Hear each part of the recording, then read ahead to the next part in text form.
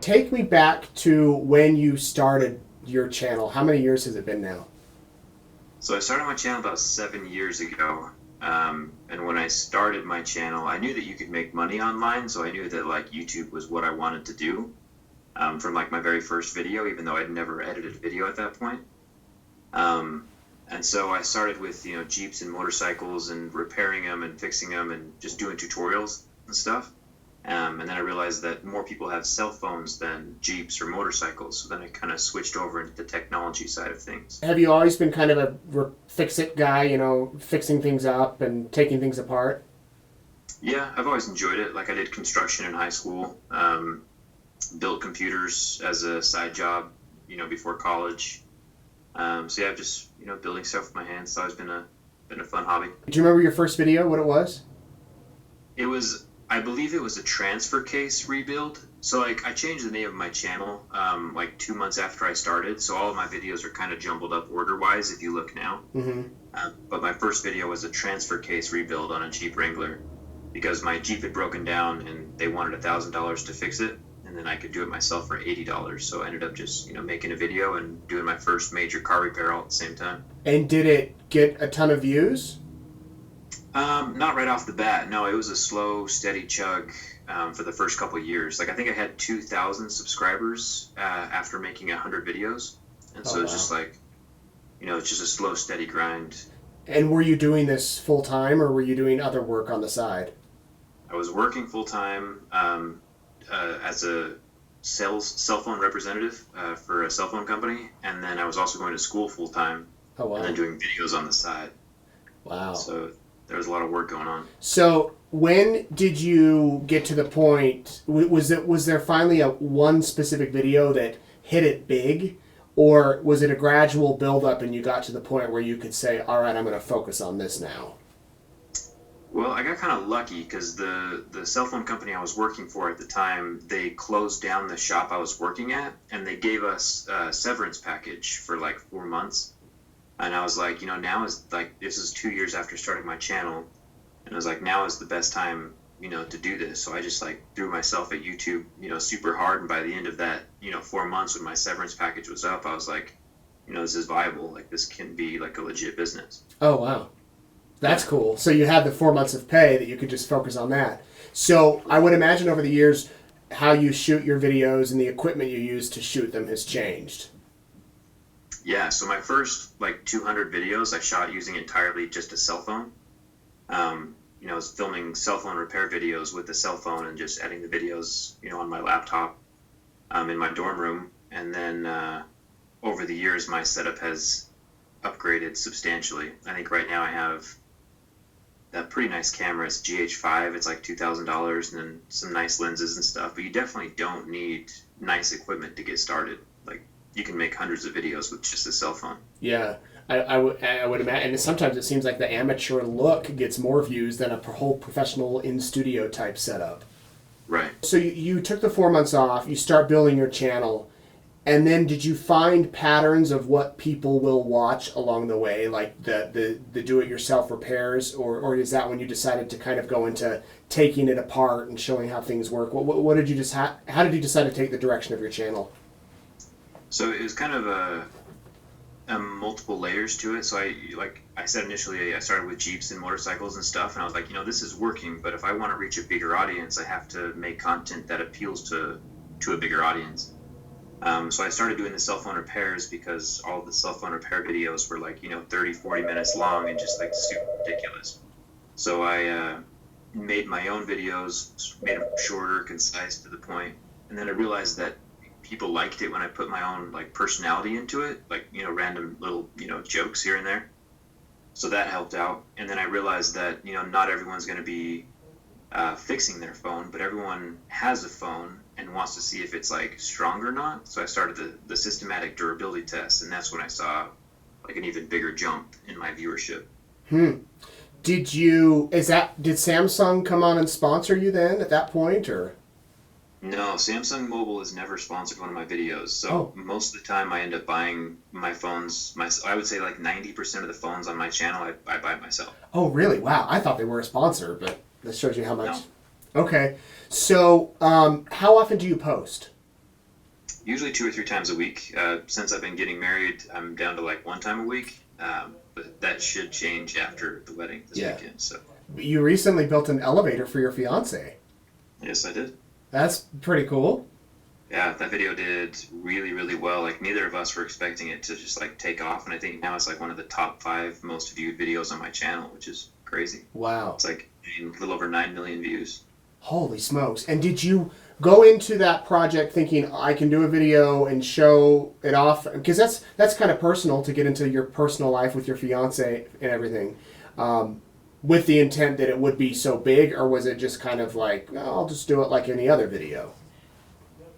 One of her big things is she wants to bring awareness to people, in wheelchairs, people with a disability, and so like it's something that's like she's stoked to bring awareness to situations like that. And then for me, it was more of like nobody I know has an elevator in their house. Like I feel like this is an interesting project, and so when we put the elevator in, I was just like I filmed it in a way that would be interesting for someone to watch, and I figured it would just be like a normal video for my channel, not something that would like take off and be viewed by everybody. Yeah. You were smart, I guess, to say to start with YouTube rather than before Facebook video became big.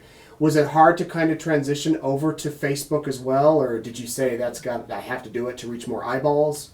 So I started transferring my videos to Facebook just like as a place to store my content as a a just in case situation. Like if something happened to YouTube, I'd have a backup platform.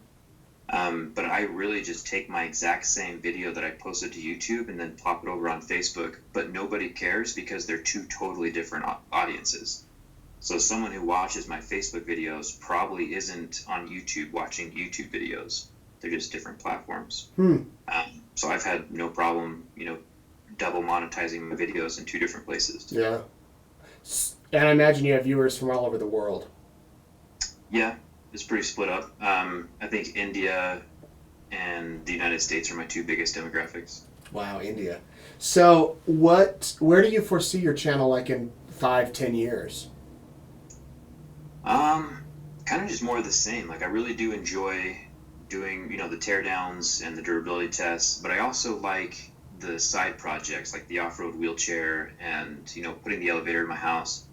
So we have a bunch more projects like that, booked for the future. And so I want to do more larger projects, but I definitely want to stick with what I've been doing. It's a long answer to your question, but No, that's great. Do you plan on incorporating your wife maybe more, couple projects, things like that? yeah. So the off-road wheelchair project, like I couldn't do that without her. So she's definitely a big portion of that video. We're shooting for mid-October for the next version of that chair, which is like miles beyond what our previous one was. Oh wow! So excited. There's a tease for everybody watching. Tell me about how you keep your motivation up. I mean, does it ever become to a point where you're like, oh, I got to come up with a new idea, got to come up with a new video, because if I don't, you might lose your numbers or whatever? Or is it one of those things where you're always ready to go with the next one? Yeah, so idea-wise, that I have a list on my phone of like 50 different videos that I want to be making. It's mostly just finding time, which has been the hard part. I mean, dating takes up a lot of time, and then getting married takes up even more time. So once I'm married, I should have a little more time available to do the projects that I want to. Yeah. And you don't really necessarily run out of ideas. No. You've got them out there. There's so many cool things to be doing. Have you been to any of those like YouTube seminars where they bring in the YouTubers or online personalities, anything like that? Yeah, so there's VidCon, there's CVX Live here in Utah. There's a bunch of them. What's the one in Las Vegas? CES every year is really fun. And you go to those? Yes. And is there anybody in the industry that you look up to or admire, or do you kind of just stick to your own lane and not really worry about everybody else? I think it's fun. Like CES, one of the reasons why it is so fun to be there is because every big tech YouTuber is there. MKBHD, Mr. Mobile, Unbox Therapy. So everyone just shows up, and then usually one of the nights we all meet up and just hang out for a night, because it's fun to be around people in your own industry, because there's not a lot of I don't know, it's fun hanging out with people who know what it's like to be, on the grind every day making videos and everything. And it's like, you only find that with other YouTubers. Yeah. Are you recognized when you go out sometimes? People come up to you and say, hey, I follow your channel, or... Yeah, I would say about half the time we go out to dinner or, just shopping in the grocery store, someone says hi, which I love. I think it's great. And I enjoy it. They have ideas for you? Sometimes, yeah. Yeah. Little suggestions. Yeah. What would you say, Zach, to somebody watching that might want to do what you do, that has this dream to have a YouTube channel or a YouTube following? What's your advice? The biggest thing, and the thing that I do tell people who ask that question, is consistency. There's a lot of people who make one video or even 10 videos, and they're like, okay, that was fun. I only got a couple subscribers, I'm going to bounce out. But, like, in reality, like, those 10 videos, like, it's not a big enough net to capture viewers online. It's like once you have 100 videos or 200 videos, that's when you start to gain an audience. Like, that's when people start to care about what you're doing. So you just got to be consistent. That's the biggest thing.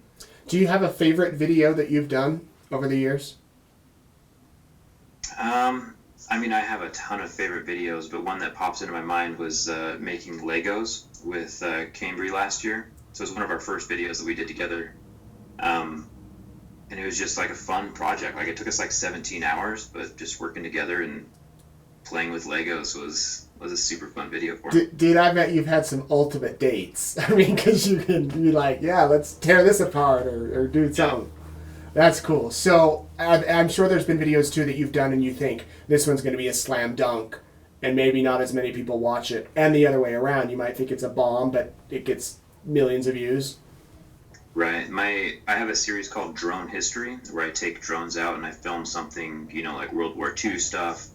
I did an anti-aircraft tower in Germany one time, and sometimes they get, in the millions of views, and sometimes they get like 300,000. And I'm like, this is a super cool video with content that I researched, and it's like epic scenery, but it's just, the audience isn't really there for drone videos, for me at least. Do you follow the numbers closely?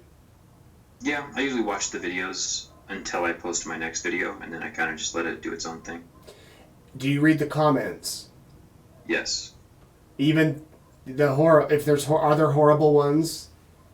My audience is actually surprisingly just like a bunch of nice people. Yeah. Every now and then you'll get like the random, negative person, but for the most part, they're great people.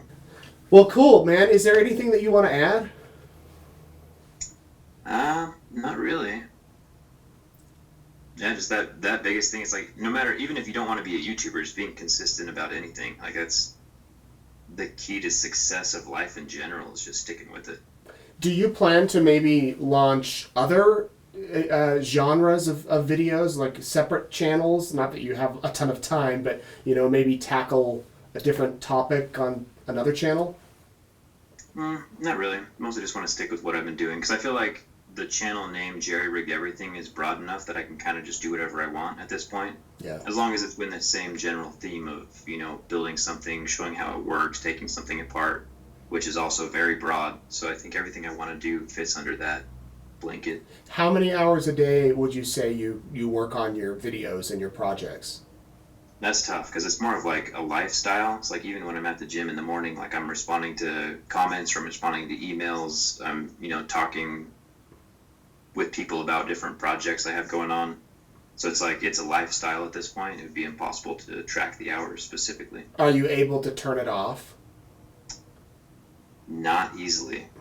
I can for a couple hours at a time, but it eventually, like, there's so many balls rolling that I have to keep rolling, otherwise the whole thing will stop. So it's like a business. Like, people always say, it's like, oh, you run your own business, you can choose your own hours, and it's like, you can choose your own hours as long as it's all of them. Yeah, right. So, do you plan to take time off for a honeymoon? Have you pre-scheduled out videos? Are you going to be able to turn it off? So I have videos scheduled while I'm gone, okay. So I won't have to like sit there and upload them, but the channel will be running itself while I'm out of commission for a week too. Cool. So, do you ever get up to Eastern Idaho? Idaho Falls, Rexburg? Yeah, so I lived in Rexburg for 2 semesters to BYUI for a little bit. What years? Let's see, 2009, 2010. Oh, okay. I had just left, but all right, man. Well, hey, I'll shoot you over this story when it goes up. Okay, sounds good, man. Congrats. Take care. Thank you.